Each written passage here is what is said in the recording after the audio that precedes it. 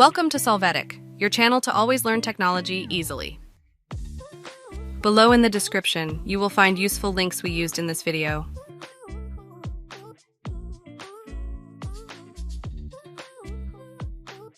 Today in Solvetic, we will see how to disable Widgets Windows 11 lock screen. Open Settings from the Start menu.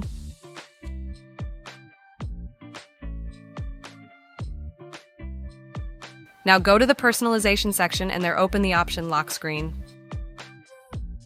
First, in the line, personalize your lock screen, select Picture, and you can choose one of the available ones.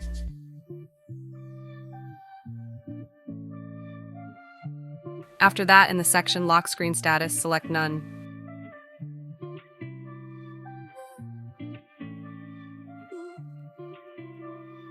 To check this, from the Start menu, lock the computer. You will see that the widgets are not available. Hey, remember to subscribe Solvetic channel.